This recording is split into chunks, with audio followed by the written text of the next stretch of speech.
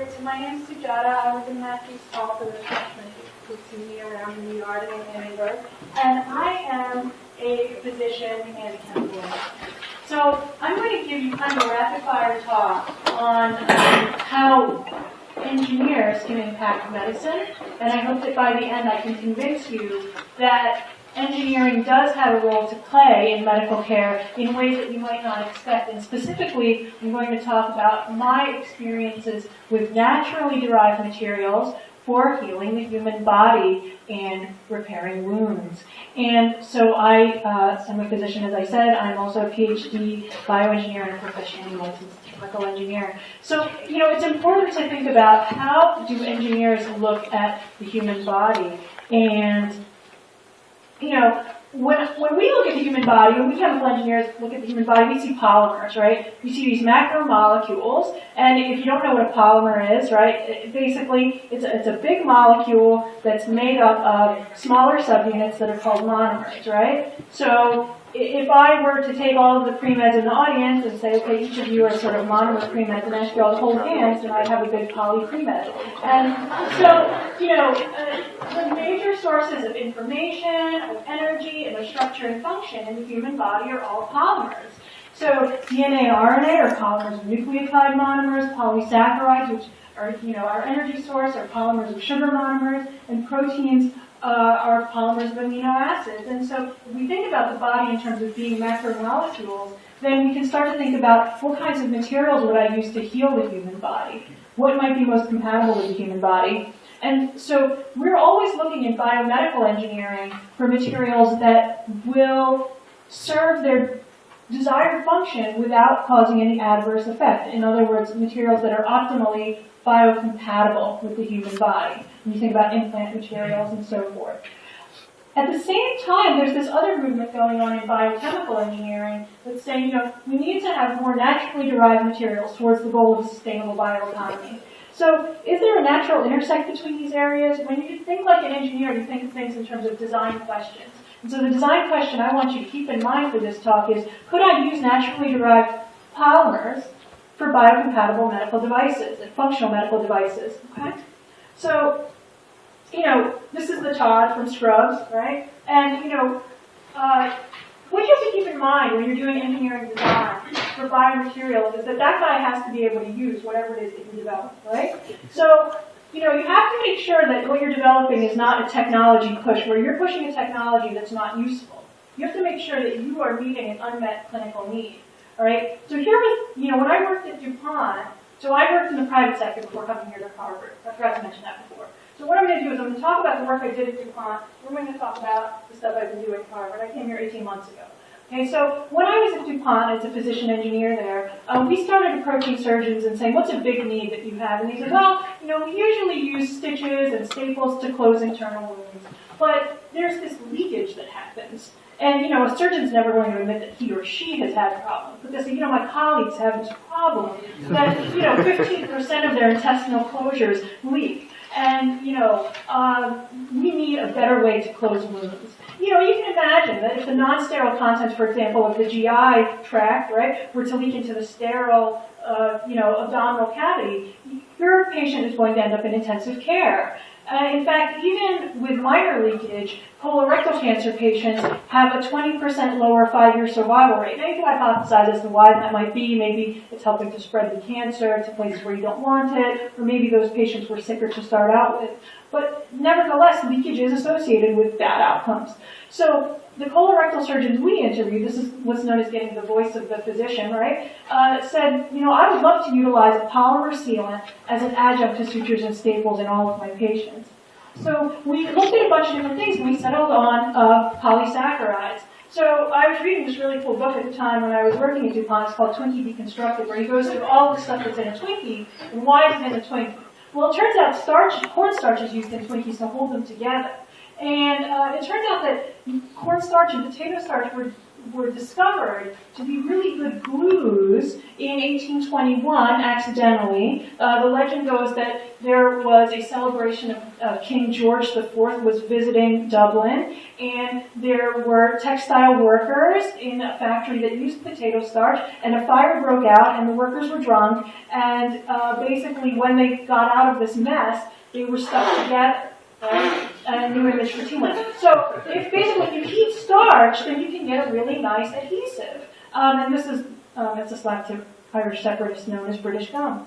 So we looked at a bunch of different platforms, and we came up with these polysaccharide-based tissue sealants at DuPont. And so these are based on a polysaccharide called dextran. You can find it in fermented wine. And so, the dextran combines with this other polymer, polyethylene glycol, to make this nice hydrogel. It's a nice gel that actually sticks very nicely to tissues. And I won't get into the details of the chemistry, although we can talk about it later if you like. But there are a lot of advantages of these polysaccharide-based glues. There's no blood-derived protein, so no risk of viral transmission. They're ready to use. So I could give this to a surgeon. It can be stored at room temp. It cures rapidly, and it adheres to moist tissue. It degrades hydrolytically into materials that can be readily excreted by the kidneys. And it's based on polymers, namely dextran polysaccharide, that have an established history of clinical use. Okay, so, I did some cellular studies and, found that, why am I showing this? You're like, wow, this is kind of sciencey. But panel C is cyanoacrylate-based Dermabond tissue adhesive. Now, this is not to slam anyone's product, but this is from Johnson & Johnson. It's a commercial tissue glue that is used in emergency rooms. And A and B are sort of what you call your negative control and your positive control, right? So polyethylene is non-toxic. Organotin PVC is very toxic, right? You don't see any cells in panel C. Do those cells in panel C look healthy? No, that's an FDA-approved product. Okay, and that's not really, you don't want to use that internally, even though doctors use Dermabond internally all the time. We were happy to see that our polysaccharide-based tissue glue looks great with these fibroblast cells. Okay, so why is Dermabond used? Well, it is a strong sealant. It's the same stuff that's in superglue. Okay, so the question is, do you want industrial superglue in your body, or do you want maybe a naturally derived polysaccharide? We also, a natural concern with polysaccharides is, are you going to have an inflammatory response? So maybe if you're taking your LS1A, you're worried about macrophages, their immune cells, and when they get upset, they secrete TNF-alpha, right? That's an inflammatory molecule. So what we did was we looked at an E. coli lipopolysaccharide, and as expected, the E. coli lipopolysaccharide incites a vigorous inflammatory response, right? If you have a lot of E. coli lipopolysaccharide in your body, you're going to go into shock, right?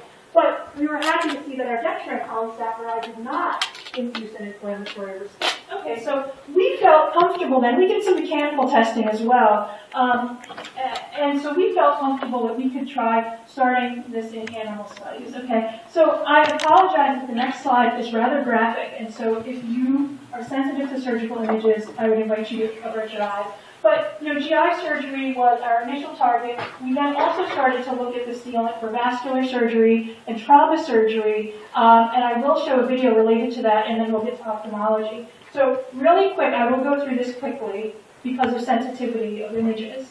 Okay, so that's a liver, that is a bladder, that is a vascular graft, a PTFE vascular graft, and the sealant is sticking to the vascular graft as well as the blood vessel. And then you can see the sealant applied to a stapled colonic closure. If that liver, by the way, looks like it's been cut in half, that's because it has been. These were canine studies, and you can see that the sealant successfully stops bleeding from the liver. It's a successful hemostat, right? So what I'm going to do is just step away from the slides for a sec because I also gave Ken a video. Is this it right here, dear? There we go. Awesome. Okay, so this is also graphic. So this is in a porcine model. That's a ventricular puncture, and so that would obviously be a very massive trauma. And so what we did was we applied the sealant then on top of this bleeding punctured ventricle. That's a very muscular organ, as you can imagine. And you can see that it stopped. And this is in real time, by the way. Okay, so it's adhering to moist, expanding, contracting tissue. and able to be a hemostat. Now, I would not close that patient back up, but that is a nice way to stabilize someone who's had a massive trauma, isn't it? So, we saw that this could be used for trauma surgery, and that it could be used for for an expanding, contracting bladder, and as well, oh thanks my dear, as well be used to adhere to the GI tract. The other thing I want to say about that is if you pick a difficult initial target, then you can meet a lot of other targets. So let's talk a little bit about ophthalmology. It's sticking to a variety of tissues. Okay, so we talked to some ophthalmic surgeons at, again, getting the voice of the physician, we talked to some surgeons at Johns Hopkins, and they said, well, eye surgeries for cataracts have been moving away from sort of these conventional stitched-up incisions, which can kind of pull in your eyeball and cause astigmatism, and we've been moving towards these sutureless incisions that are only a couple millimeters in length. But the problem is with sutureless incisions that in maybe 1 in 200 or 1 in 300 cases, you can get an infection because that incision is not being closed. So you get something called endophthalmitis. And so, for that 1 in 200, 1 in 300 patients, that's a disastrous outcome. You send your grandmother in for cataract surgery and she comes back and has lost vision. Okay, and that's irreversible. So, sealants. He said, well, maybe I could just apply a dot of sealant to my eyeball. And so I apologize, the next slide is graphic, but this was me working with rabbit eyeballs, and I applied the polysaccharide-based tissue glues to the rabbit eyeballs, and then we would inflate them to see what kind of pressure they could hold. And I'm not really sure. I think what I'm going to do, Ken, is I'm going to switch over to the original PowerPoint that I sent you, because it looks like that one slide didn't quite show up well. And I think it's instructive for students to see those numbers. There it is.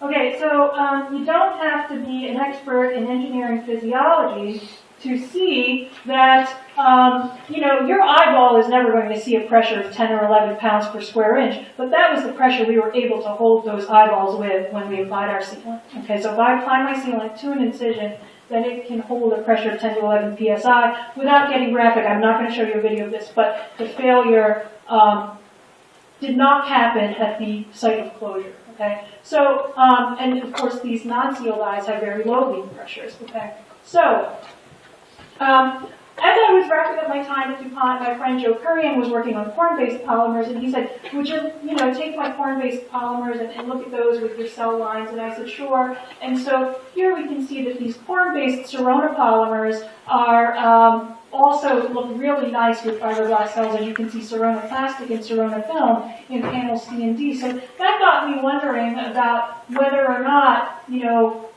could use corn-derived materials as well. So I looked at natural polysaccharides, I looked at corn-derived polymers. The corn-derived polymers was also nice and non-inflammatory, not causing any TNF-alpha release from macrophages.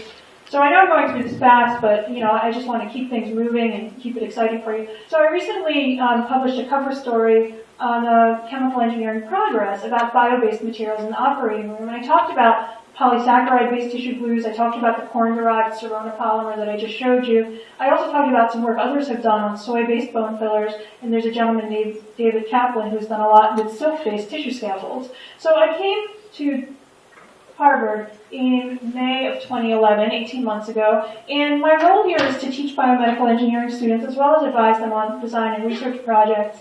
And what I'm going to do is, in rapid-fire fashion, I'm just going to show you what some of the undergraduate students have done who have worked with me on projects. And I know as an undergrad, your time is limited, but you can actually get a lot done in a short period of time in the lab. So this is Leslie Ray. Leslie is now in a post-bac program hoping to attend medical school at VCU.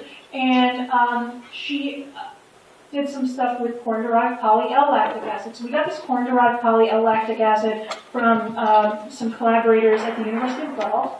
And we can see that this was this sort of electrospun material, these nice nanofiber mats. You can see these cardiac myocytes look beautiful in contact with the corn-derived poly-L-lactic acid. So you can envision that perhaps that can be used as maybe a patch for a heart that's in heart failure, something of that sort.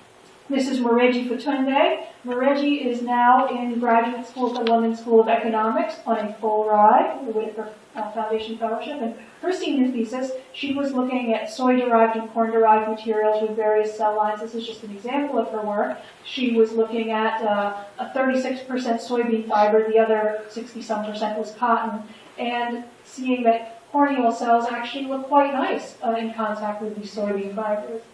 Okay, this is Scott Yam. Many of you may know him. He's from Quincy House. And Scott was interested in bamboo viscose fibers and whether bamboo might be useful in the future, maybe as a neural scaffold. So I said, well, why don't you see how neural cells look? And now this is all the initial steps, right? There's a lot more to do before you can develop actual tissue scaffolds. But showing biocompatibility is certainly the first step. And you can see those stem cells are not at all bothered by the presence of those bamboo viscose fibers. So maybe these fibers could be used as a scaffold for tissue engineering.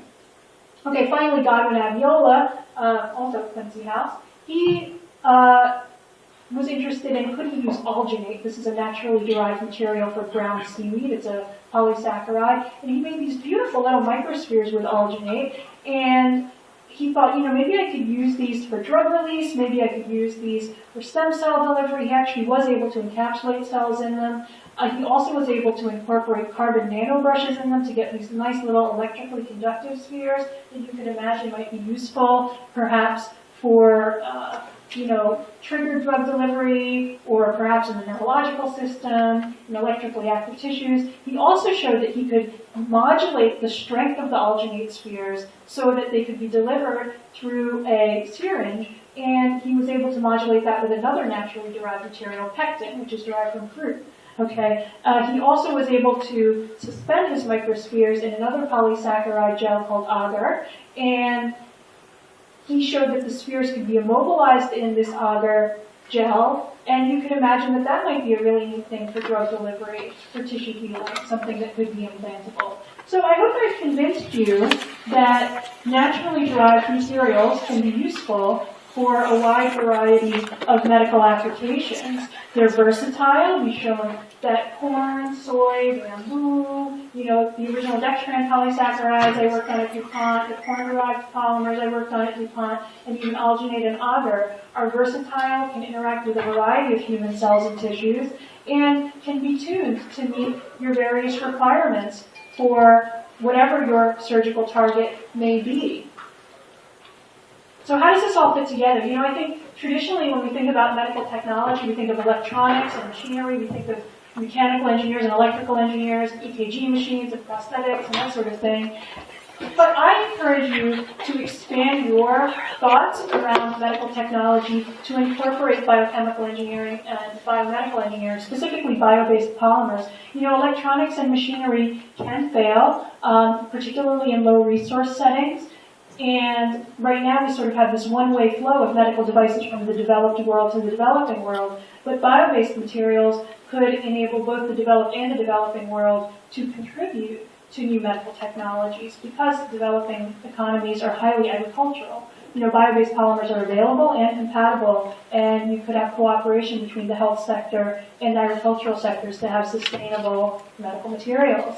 So, this is from Star Trek. Hopefully it's not like, you're like, who's that, right? So that's McCoy and Scotty, and there's an episode called Mirror Mirror where McCoy says, I'm a doctor, not an engineer. And Scotty says, now you're an engineer.